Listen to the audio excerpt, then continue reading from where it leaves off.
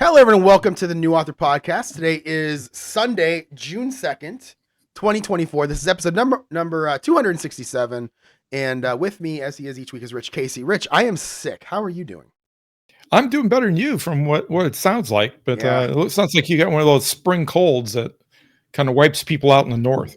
I'm not sure what it is, and I'll talk about it a little bit more when I get into my weekly recap. But I will say that on Monday, so I had two different people last week, 2 weeks ago, tell me separate of each other that I should try Flonase for allergies. Right. And I gotta say, I started it on Tuesday, and I take 2 squirts in each nostril every morning for a week, and then I forget what you do after a week, but it does change. And I have not had any allergy problems at all week. It's been fantastic, but I'm worried that it's causing like excess sinus drainage at night, and the back of my throat is so raw right now. Or I have a cold. I'm not sure which. Well, it does do that. It does cause drainage. It kind of loosens up your sinuses and lets them drain, but I don't know why it would be causing a sore throat problem. Well, I mean, if you're a lot of time at night, when certain times of the year when I sleep, I have that drainage and it raws out my throat, and that's what I think. Oh, okay. So that could be it, but like I said, it could be a cold. I have no idea, but it's driving me crazy. Right. So yeah. All right, so let's jump into the stats here. I did not have a very good week, and I wish I could have my sickness to blame or whatever it is to blame. Unfortunately, well, I kind of do for today a little bit, but for the rest of the week, I have no excuse at all here. No changes to books 2 and 3. Book 4 is up 2,062 words to 14,973. That is through chapter 7. I only wrote 2 days this week, and they were both non-weekend days. They were Tuesday and Thursday.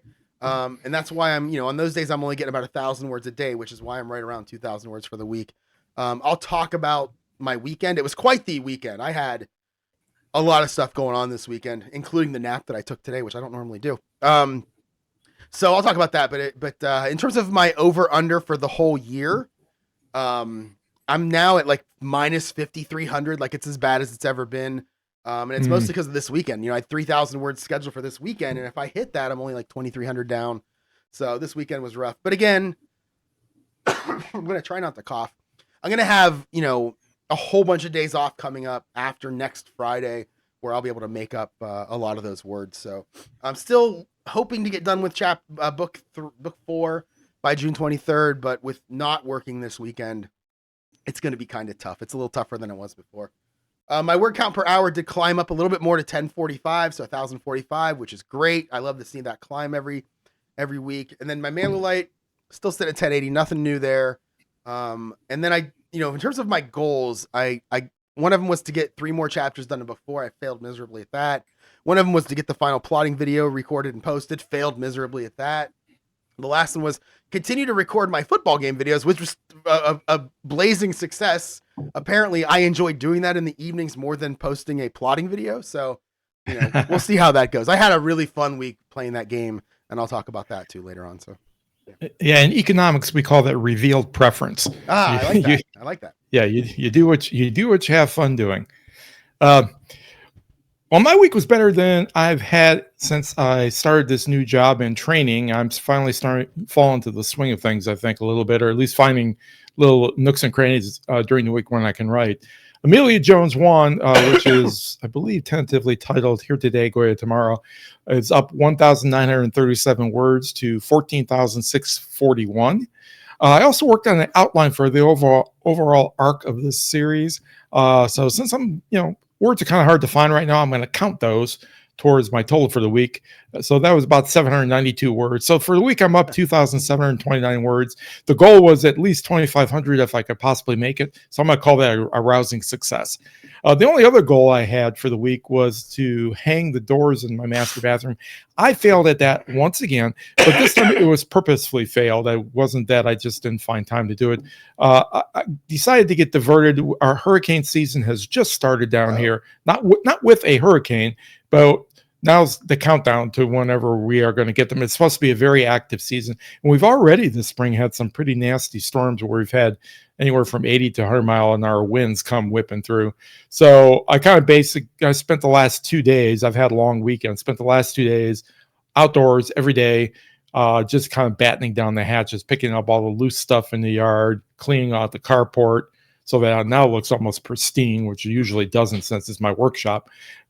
So now I'm now prepared for the next hurricane. I won't have to run around like a madman when they start predicting one to get everything in line.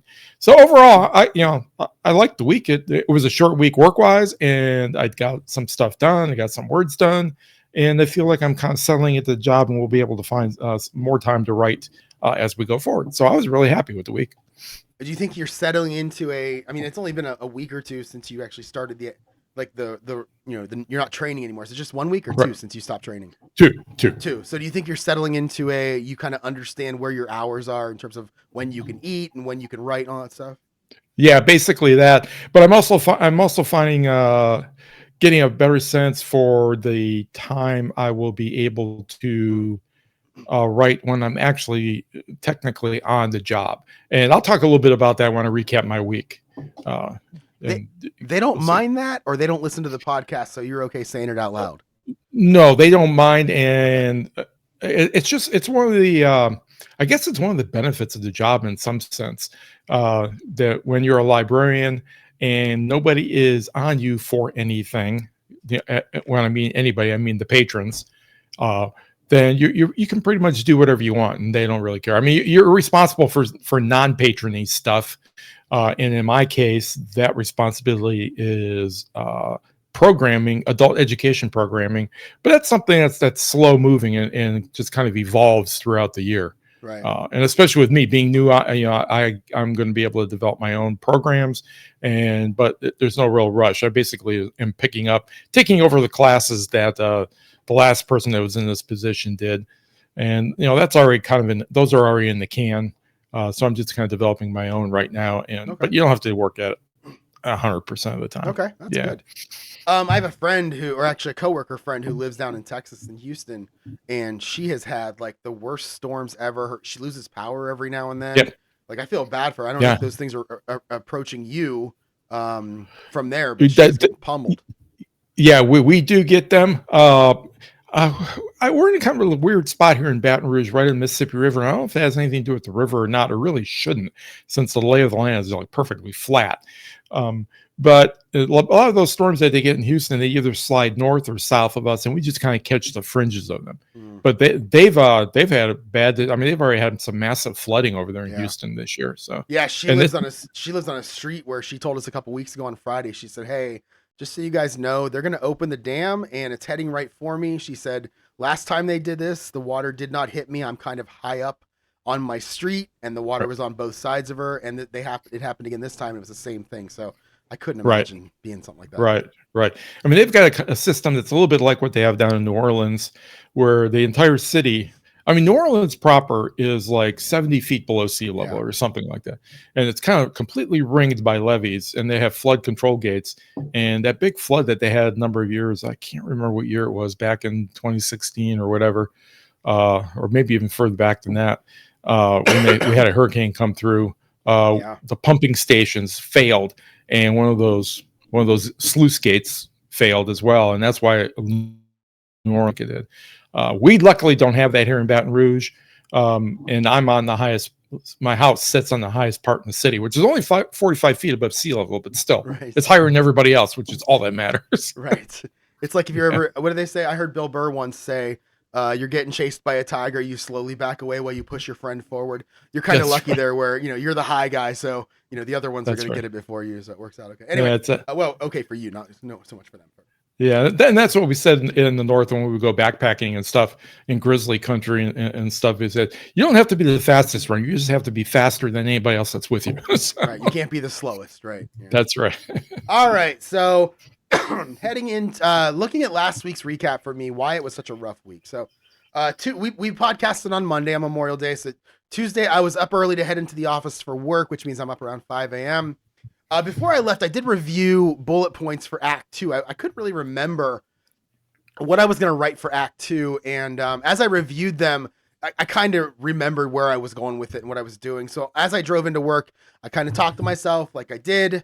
I was overall pretty happy with it. I didn't really make a whole lot of changes, but I did add something that would affect one of my minor characters throughout the series. And that is, I'm just going to talk about that real quick. I'm curious of your opinion. So it kind of makes sense. I've got a character who shows up in book 2. He's the police sergeant who Sam kind of looked at as a father figure when his parents were killed, and now he's kind of acting as a mentor to him, and he's going to, in book 2, Sam was a nuisance to him.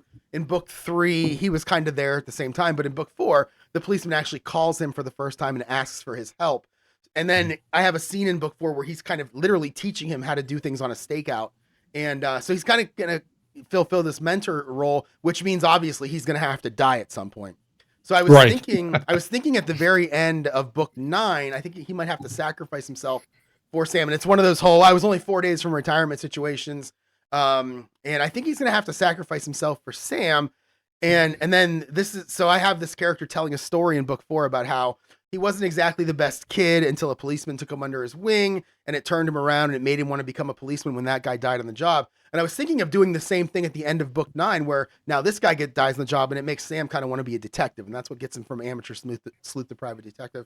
And I don't know if I kind of like the idea of it, but I was just kind of wondering what your thoughts were. And I really didn't get into much details with it, but. Yeah, well, my only thought is that in a true mentor dies type of arc, that would be way too late for the mentor to die. The mentor should really be dying at the point at which like in Star Wars, the mentor dies early on because that forces the protagonist to become active. And so that's kind of the way that arc works. But you've already got somebody dying. Oh no, you got the detective's mentor died. Which propelled him on to be, and so that it's almost the same thing in this case. You want something to happen to the mentor early on where it propels Sam into pursuing this sleuthing business in earnest. So I don't want him to pursue the sleuthing business until book 10, if there is one. I want the first 9 books for him to be like amateur sleuth. Right. So I'm trying to think of what you're saying now about could it. I almost think if it was, and believe me, this is a big ask, but if it was like an 18-book series, then in the 9th book, that's where he dies. And then Sam says, okay, I'm going to be a private detective to honor his memory. And that would really make sense to me. Okay. So if we look at it that way, then by the time you get to book 9, you know whether or not you're going to be doing any more. In fact, if you get to book 9, you may end up dropping the series before then for whatever reason. Right. I mean, then that's fine. That doesn't matter because essentially what you do. Yeah, maybe it's what you're going to do if you kill off the detective at that point. You're going to be starting a new arc, completely different. You're not going to be extending the arc that's going on already, and it's going to go sideways on the reader. And that's I think that's fine. That would make it go sideways a little bit. Yeah, and I like the idea, and I've seen the George Lucas quote 1,000 times. Speaking of Star Wars, where he talks about how it has to rhyme, the beginning and end have to rhyme. And I feel like the beginning, it's happening in book 4, but that's where the detective tells the story. And then what happens to the detective happens to Sam then in book 9. So between the kind of those 5 books, it kind of does have a beginning to an end. And it gives that detective character a pretty good arc also. So. Yeah, and I think that's perfectly fine in terms of beginning and end because it's going to be like 300,000 words apart. So, it's... Absolutely. Yeah. Okay, good.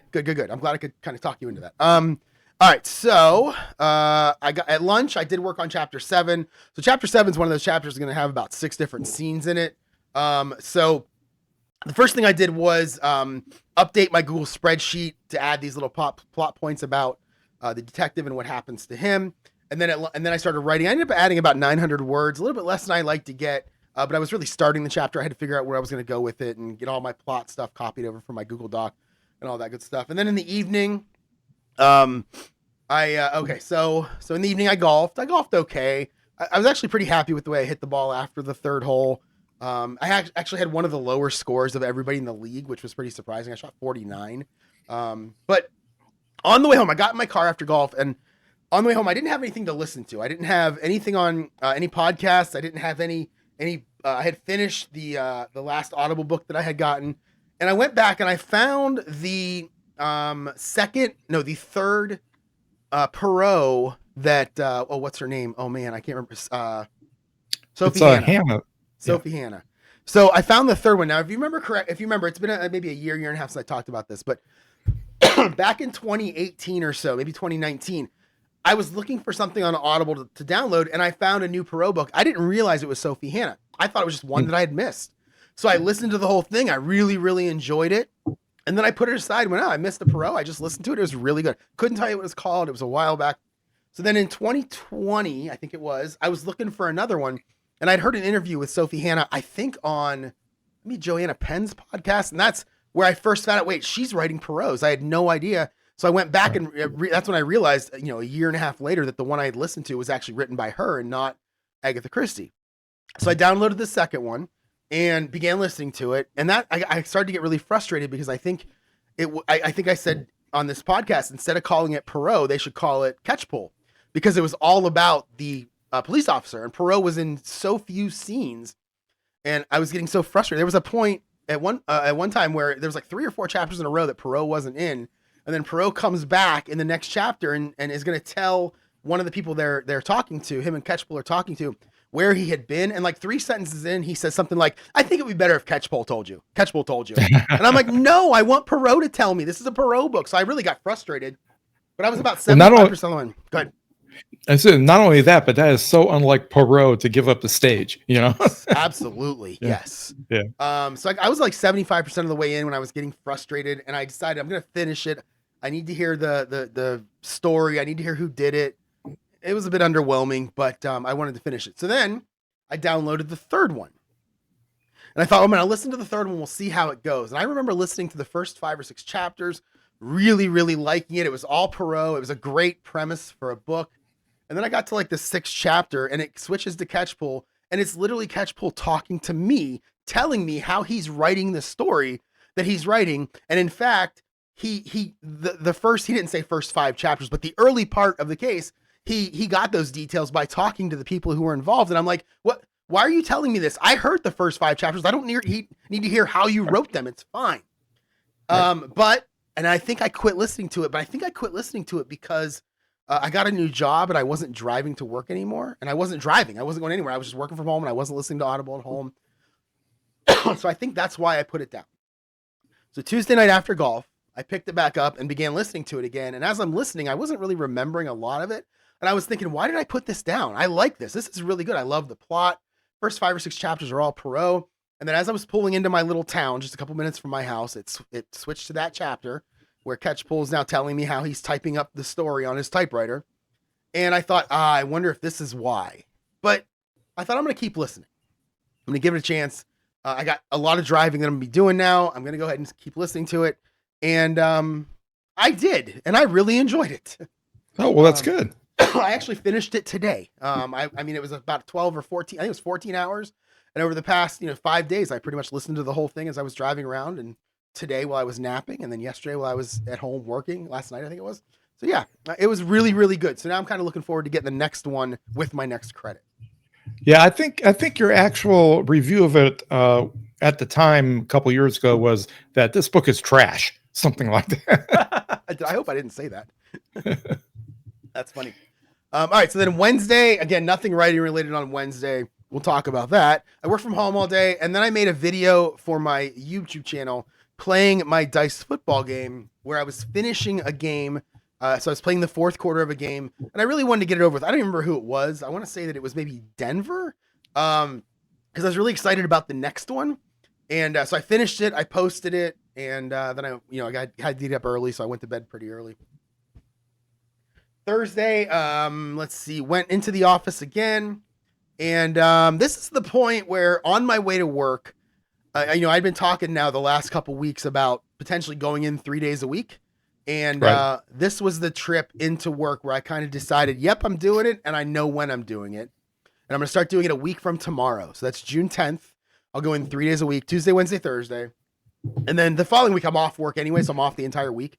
So then when I go back the following week, I'll be going in 3 days a week also. And this will allow me to then write 5 days a week, Tuesday, Wednesday, Thursday, Saturday, and Sunday. It'll, if I stick to my schedule, should get around 6,000 words. I expect to get more, but I expected to get more this week. So who knows what's going to happen. I did let my boss know. I let HR know. They've got to set me up in the system. I got to start paying, Cleveland city taxes, which are about 1.5% higher than what I pay here at home.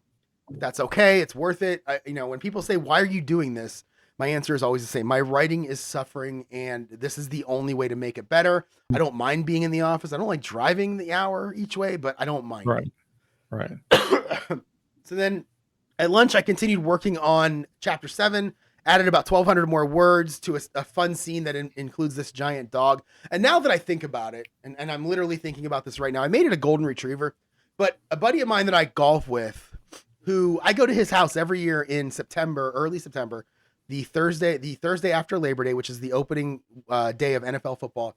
And we do 2 fantasy drafts there. It's a blast. We do a fantasy draft. We usually do it outside. Then we barbecue. Then we do another one. And I've been doing it every year since like 2011. He has a Labradoodle.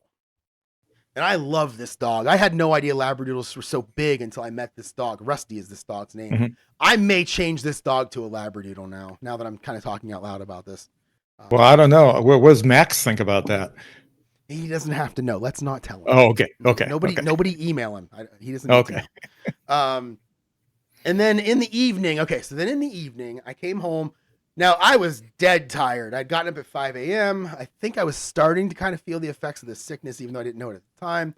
But I really wanted to get a football game started and recorded. I was planning on doing like a drive or 2 for each team. But it was the most fun in the world. Like, I kept rolling. In this game, when you roll doubles, it's usually a really good play, and a 66 is the best play. 11 is the second best play. And I was rolling them like crazy. I was playing Tampa Bay at Green Bay, and with 12 minutes to go in the second quarter, the score was already 20-14. Like 5 touchdowns already, and we were only 18 minutes into the game. We were 3 minutes into the second quarter. It was so much fun. So I actually went a lot longer than I usually do, and I saved the video. I shut down my OBS. I put the video onto a disc to take into the other room, and I opened it up in my video editing thing, and there was no sound. And it turns out in OBS, and I don't know why this happened because I used it the night before, the setting for my microphone got changed to something that was just inactive. So I went in and flipped it back, and boom, it worked. But I was so disappointed that I had no sound for this because it was so much fun. And that is the thing that kind of has led me now to do a sound check before every single time I record anything, including this podcast, which I did 2 of them today. So that happened. Friday, I worked from home again, nothing writing related at all in the evening. Although I did spend some time in the evening texting with a buddy of mine who he is 5 days younger than me. So my birthday's the 14th. His is the 18th. Neither of us want to see that 5 in front of our age. And we're kind of wallowing in our self-pity. And we've been texting back and forth about what we should do. Cause I have that whole week off. He has Wednesday, Thursday. His birthday's Wednesday. So he has Wednesday, Thursday, Friday off. And I'm pretty sure we're going to make tea times at 3 courses around the Cleveland area for Wednesday morning, Thursday morning, and Friday morning. Now, that's great. Instead of a pub crawl for your birthday, you're going to have a golf course crawl. Well, the funny thing about it is if you take in my normal golf league and my normal weekend play, so from Saturday, June 15th until Tuesday, June 25th, 11 days, I'm going to golf 9 times, 9 days out of those 11. So that's just wonderful. I'm very much looking forward. I'll probably be tired of golf by the end of it, but I'm very much looking forward to it. Oh, where else are we at here? So then later in the evening, I did play the last 12 minutes of the second quarter of my football game, and it continued to be just as crazy. At halftime, I believe Tampa Bay was losing 20-14, which is what it was with 3 minutes gone in the second quarter. So it was no scoring, but it was still crazy. Which again, this one actually recorded and I threw it up there. I'm actually getting views the minute I put it up there. So I'll put it up there and then I'll wait like 2 hours and I'll check and there's like 2 or 3 views. And I'm like, okay, this is good. I like this. Yeah. So, that's fun. And then Saturday. So Saturday was going to be a super, super busy day with what I was doing throughout the day. And unfortunately, the writing is the one thing that didn't happen. I got up at 5. I went up to golf, played pretty well. And from the golf course, I drove 45 minutes into the east side of Cleveland to a store called Micro Center that I absolutely love. I don't go there very often because it's an hour away from me, but I love it. And while I was there, I impulse bought a new tower computer for my home because when I bought my monitor a month ago, which I love this monitor, when I bought it a month ago, the current home computer that I had was a laptop and it didn't support the resolution I needed and everything was really stretched and it looked terrible. It was an old laptop. It's like 5 years old and it just wasn't working. So I thought, well, I'm going to buy a monitor with a good enough graphics card. It's kind of It's kind of a low end gaming machine. Mhm. It was $699, and it's fantastic. I bought that, and as I was driving home, I really started to feel the effects of the sore throat. Mm. And I don't know what it is. I don't know if I'm sick or if it is this Flonase really causing some drainage, which I hope that's what it is, because I don't want to be sick, and I can get over the sore throat. I did a 2-hour video today where I talked, so I mean, and I'm doing another one with you right now. It's fine. I can deal with it. I just hope that's what it is. Actually, with this new information about you visiting Micro Center, I think you've been infected by nanoparticles, and Oh no, damn that's government. probably what caused it. Yep, Yeah. yep. And so then I got home, and this is where I should have gone writing, but I didn't. I just felt terrible. I wanted to set this computer up, which I should have known that was going to happen. You get a new toy like that. You're not going to bring it home and be like, I'll take care of it on Yeah, Sunday. No, you're going to set it. yeah. So I set the whole thing up, got it working. Love it.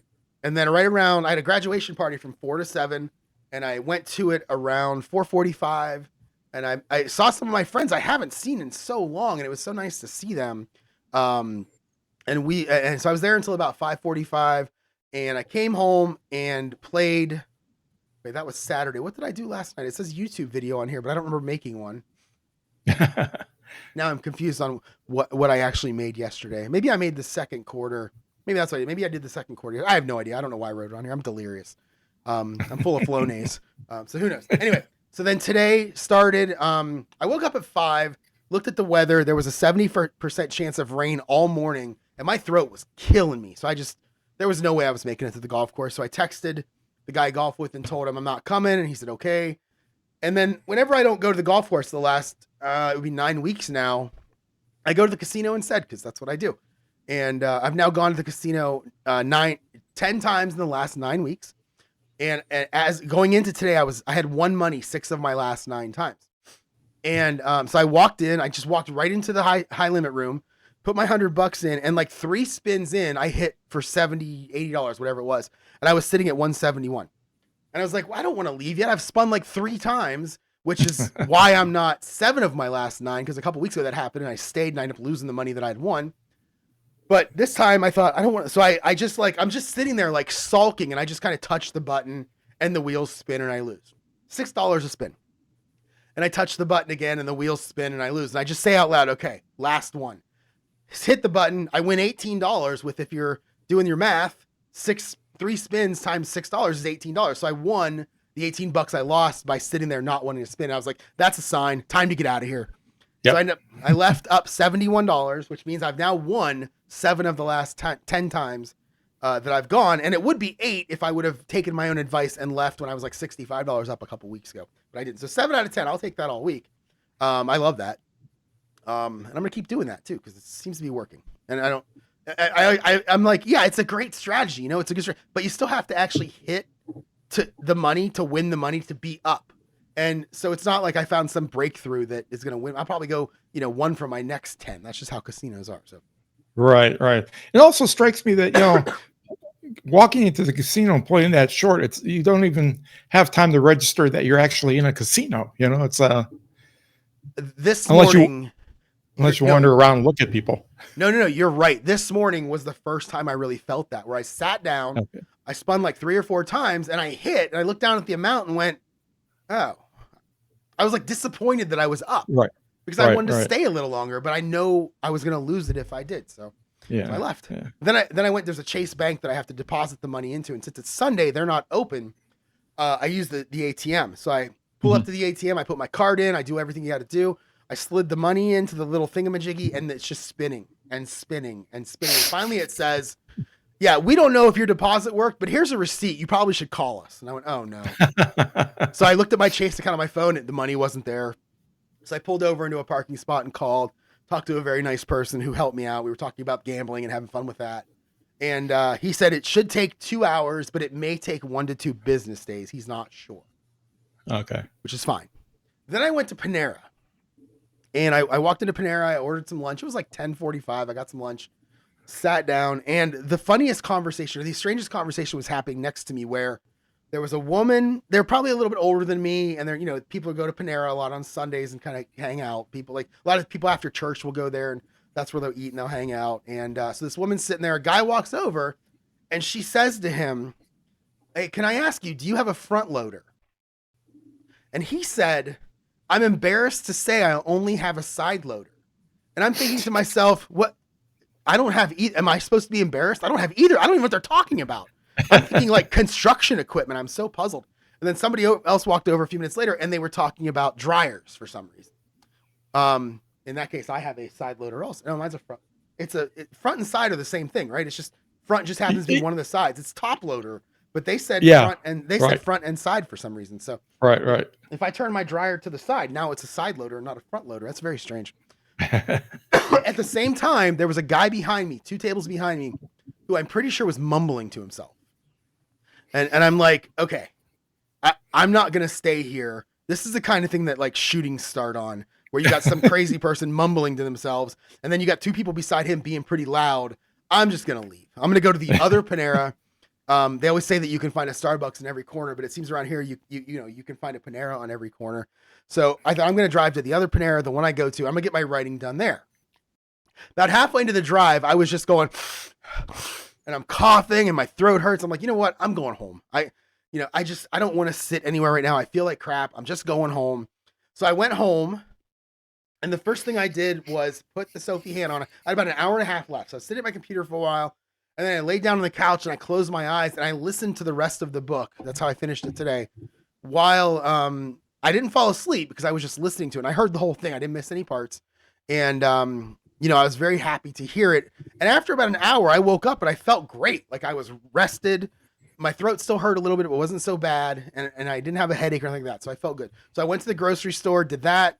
And then I came home and my throat apparently felt good enough to where I could sit down and record a 2-hour video of the last half of this game. It takes me about an hour to play each quarter. So I played 2 quarters and it's sitting on my computer right now. I'm going to upload it later. And it was a blast.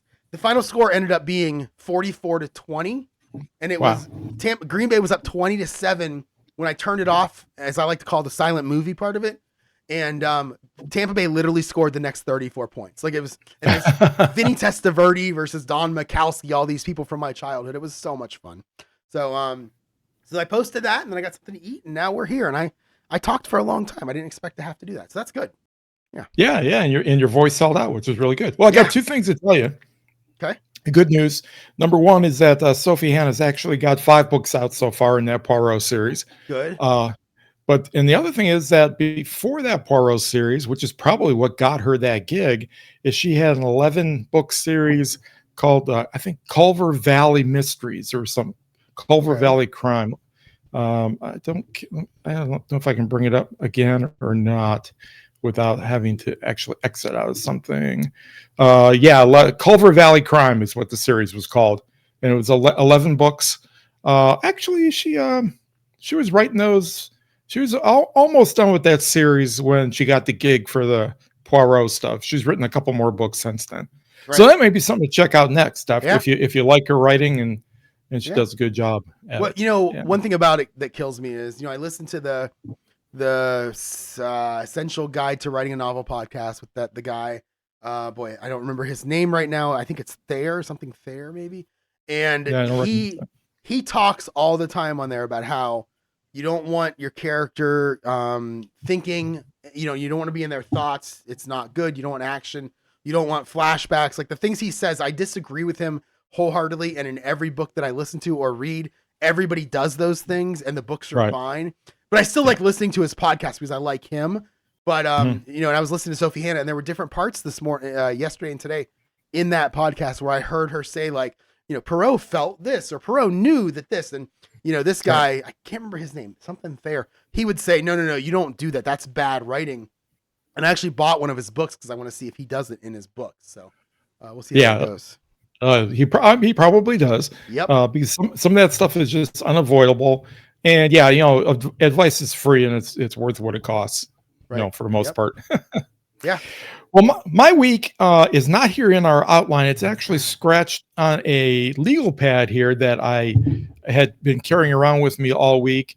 and the legal pad resembles nothing so much as a Jackson Pollock painting. So Nice. you have to bear with me as I make sure as I kind of decipher this as we go through it. Tuesday's my late day at work. I work from noon till 9.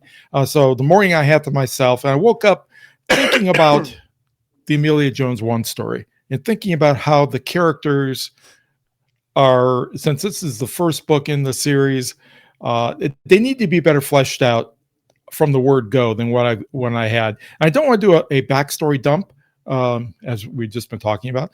Don't want to do, that's one of those things they say don't do. So I started to think about how I'm going to try to get more backstory into it. And of course, one of the ways you can do that is by having an inciting incident that requires some backstory information to be exchanged somehow between the characters. But that inciting incident for the particular book is not really what can be wrapped up, I should say, and doesn't have to propel the rest of the book. It's just something that can draw a reader into the story. So I was trying to figure out how to do that and scratching out some ideas. And by the time I got done messing around with that, and then making me my lunch and everything else you have to do before you go to work, it was time to leave. So I kind of left it at that. Went to work. It was work was fine. It was a little bit busy during the day. So I figured, well, it's busy during the day. It's going to be really busy at night.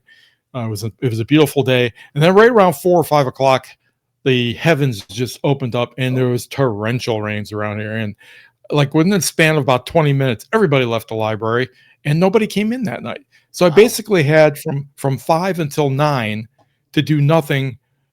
There was a few library-oriented tasks I had to do, but other than that, I had time to write, and that's kind of when I spent a lot of time working on some updating, or not updating, but detailing the character sheets for the people that are going to be in this series of novels, or that I think will be. I actually got to work on characters that are 4 or 5 books into the story. So for me, that's a lot of planning, a lot of plotting. And then I also just sat down and did some flat out writing, which is when I got a little over 927 words that evening. So yeah, it was a very peaceful evening. Nothing was happening. Closed up at 9, went home. By that time, the rains had stopped, and the water that was on the streets had a chance to drain away. I think we got within the span of about at one point during that storm, in the span of about 15, 20 minutes, we had like almost 2 inches of rain fell. It was amazing. It was just like a Noah type rain. Wednesday, I woke up and it was just a normal work day from 9 to 6, but not much was going on at the library. But so I got an opportunity to do a little bit of writing as well. Picked up a few more 100 words. I did have to work some on the class I'll be teaching towards in a couple of weeks. It's called Introduction to Excel, which will be really. Yeah, it'll be really interesting. I'm told that you have a lot of senior citizens who have barely turned on a computer show up at these kinds of classes. So, and all the materials I had to work with that they'd been used before in classes like this were all based on Excel 2010, I think it was. Oh. So all that stuff had to be updated. All the graphics had to be updated. The slides and all that kind of stuff. So I was working on that a little bit. Really exciting, boring work actually. Mm-hmm. But worked on that. Then there was a little lull during the middle of the afternoon where I was sitting on the reference desk and there wasn't a lot of things to reference. People weren't really coming up. Everybody was being quiet and behaving at their computers, and there weren't a lot of kids in the library anymore because the reference desk people are kind of muscle in the library, and we have to keep the kids under control. The ones who are out in the adult area, there's teen rooms and children's rooms where the librarians in there are responsible for that. But so it was quiet. There weren't a lot of teens in since school was out already. So I caught up on a little bit of reading. And I think I mentioned sometime back that I had gotten a year's membership to Medium, and I thought I would go ahead and see what that's like if I actually have access to all the articles in full, during the whole year. And there was an interesting article by Cory Doctorow that I'll talk about later at the end of the podcast that I read that I thought was really novel, especially since it was written by a novelist. Thursday, yeah, Thursday was really busy at the library. It was kind of the exact inverse of what Tuesday and Wednesday were. So it was just a bunch of work. Worked on the presentations, worked the on doing helping patrons. There was a lot of people flowing through the library. I don't know why. It was the same kind of deal as it was on Tuesday, right around 4 or 5. The heavens opened up. We had torrential rains. I think all total this week we've had pretty close to 6 or 7 inches of rain here overall. But that was right towards quitting time, so I really couldn't use that much of that time to do any kind of writing. So there was no writing that happened on Thursday. And then Friday rolled around and it was a day off. I had a long weekend, Friday, Saturday, and Sunday off this weekend. And I was going to do some writing. I was going to hang the doors in the master bath. And instead, my wife mentioned that hurricane season started. And I just read an article about how it's supposed to be really active this year.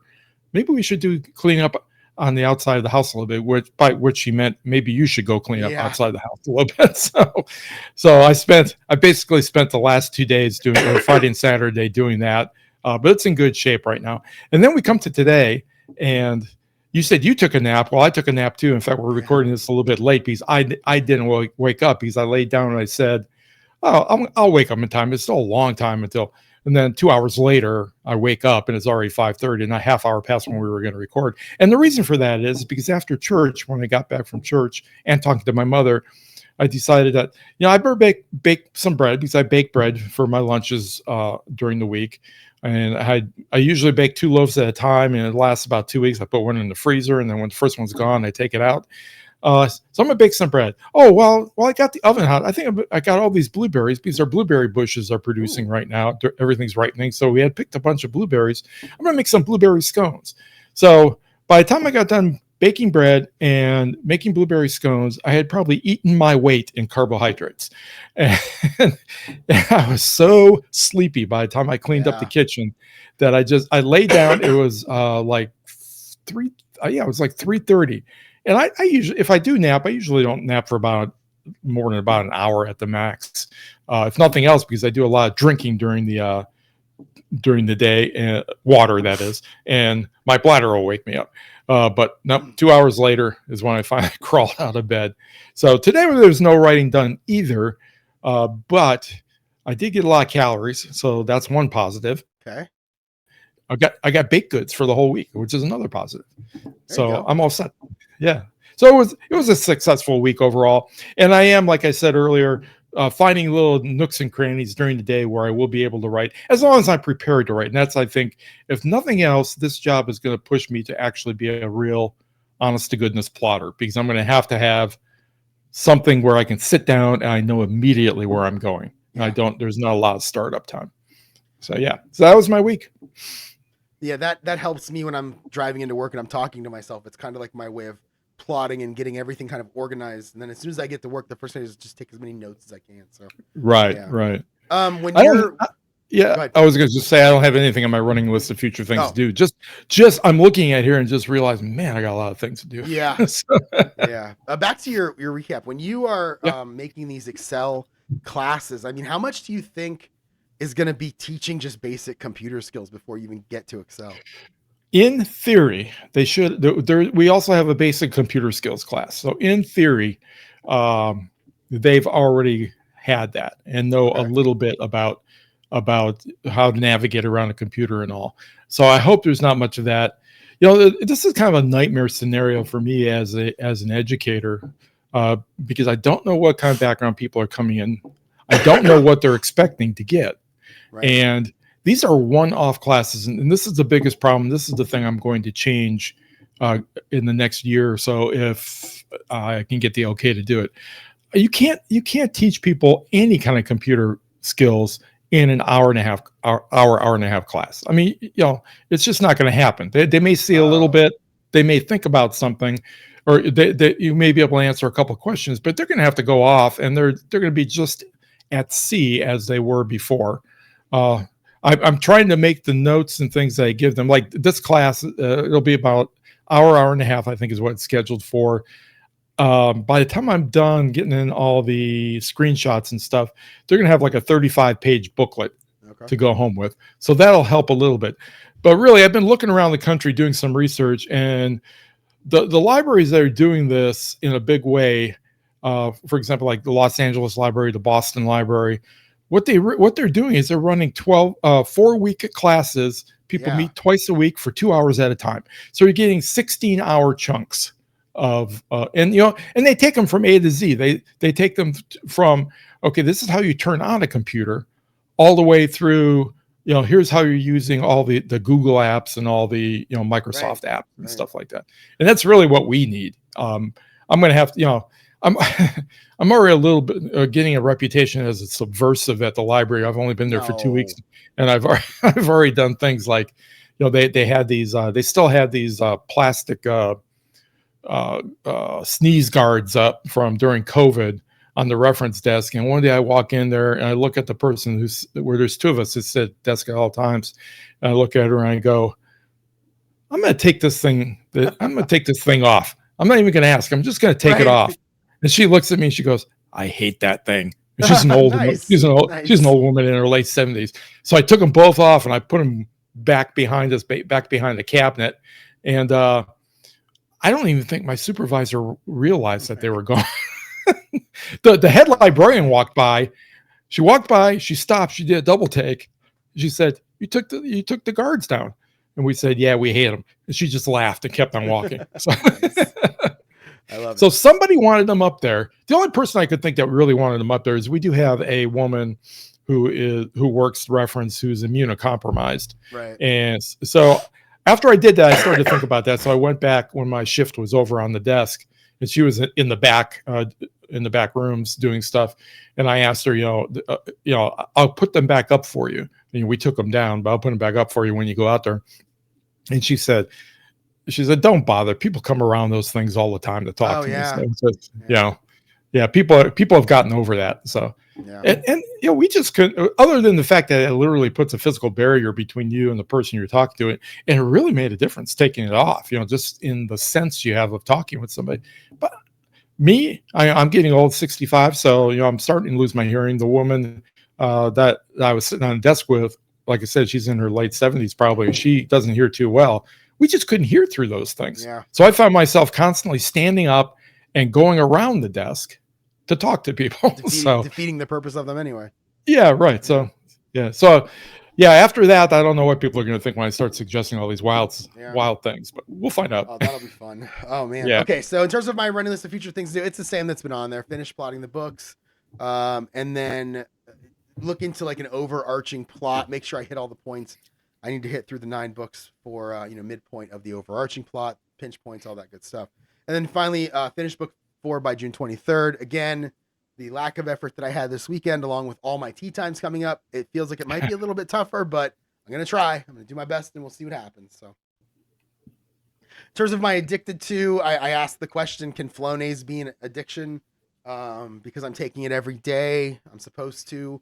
Other than that, I got nothing. Like I didn't really watch a lot of TV this week. Maybe playing my football game. I'm playing it more than I normally would because I'm recording it. I'm enjoying like putting the videos up there and seeing how they do. And actually, it's funny when I'm sometimes in the evening when I'm sitting there looking for something to watch, I'll go to YouTube and I'll put one of my videos on. I'll just watch myself play the game because I love the game. The game is so much fun. I love rolling dice. So that's so meta, Oh yeah. Especially since sometimes I know the results already ahead of time, and it's fun to see. So. And I think the answer to that question, could Flonase be an addiction? If you actually looked it up, the answer is yes, it actually can be an addiction. Although my wife has taken it every night for as long as I can remember now. So, well, I know there's the stuff that you're not supposed to take more than like 3 times because it, you're kind of your sinus cavities, whatever, get used to it. And right. I know that can be an addiction, but I'm following the directions on the box, so I don't think it's an addiction, but it's kind of the closest thing that I have to an addiction this week. Well, we like it best because it smells like roses. Have you noticed that? I haven't noticed that. Okay. Yeah. Well, when your cold goes away and sometimes you can't. I can smell it on myself when I use it. My wife can't smell it on herself when she uses it, although I can smell it on her. So you just need to spritz them in the air and take a whiff. It smells just like roses, which is kind of nice. I'll do that. My addiction given all the carbohydrates I ate this afternoon, I'm pretty sure it's bread. Of course, I am Eastern European, so that's not surprising. Bread and potatoes are always our addiction. That and vodka, but I'm not into the vodka myself. So I'm into all the vodka precursors. Yeah. I think I'm also Eastern European, and the whole time you were talking, I was like, I gotta get that recipe for bread. That sounds great. Yeah. So. All right. So in terms of my schedule for next week, tomorrow, Monday, back working from home. Nothing writing related planned. I'll probably start my next game tomorrow in the evening and play.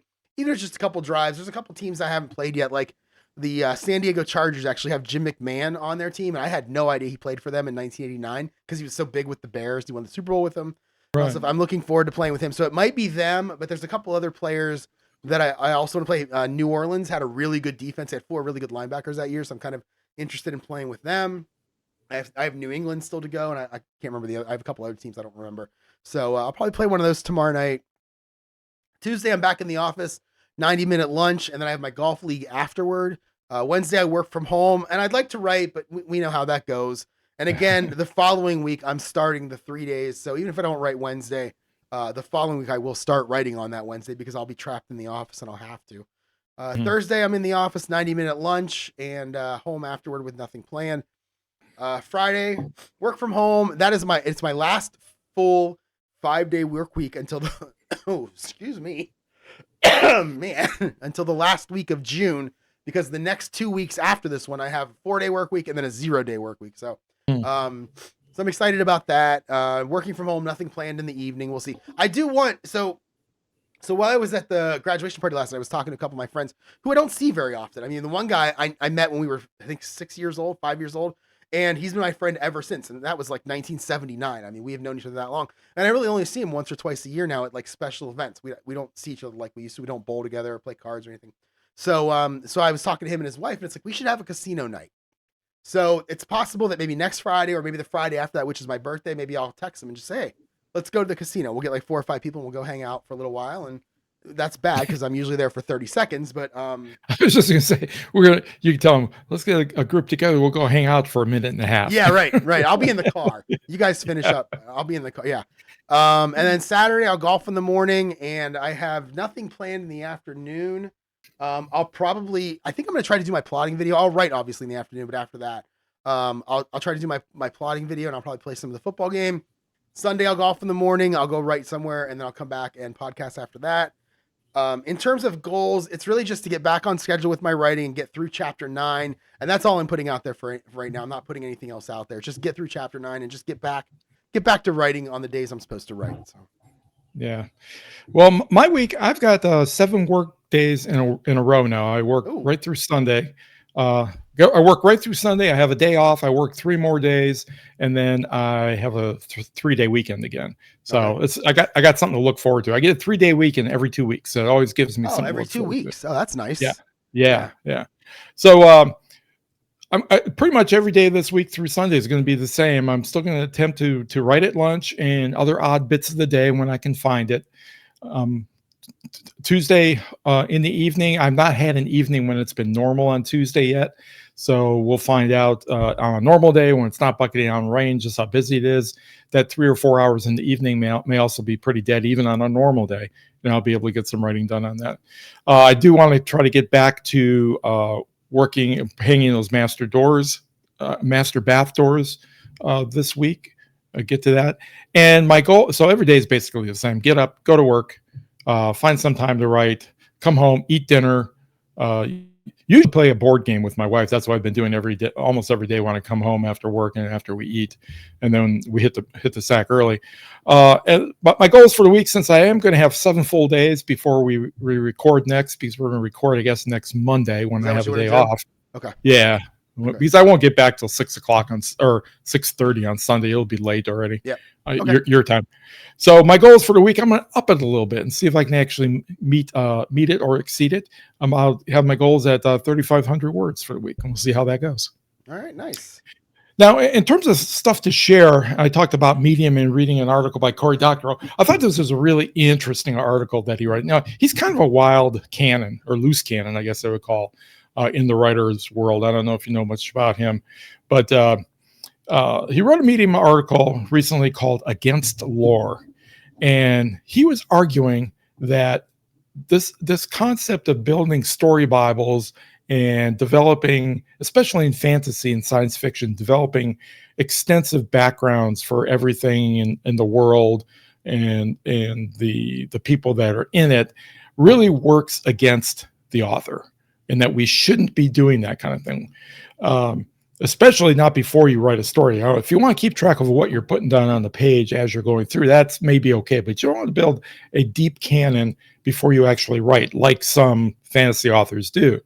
And the problem from his perspective is that as soon as you write something down specifically as an author, some mole is going to pop up from a hole and start criticizing you. Somebody who's an expert in something will find something wrong with what you've written. But he had a solution to this, and the way he thinks authors should be writing, and they should be cognizant of these kinds of opportunities for them to turn these experts from foes into friends. And the example he gave, is kind of a common thing in the writer world, is that if you have somebody using a particular weapon of some kind, say a Glock, a particular model number of a Glock.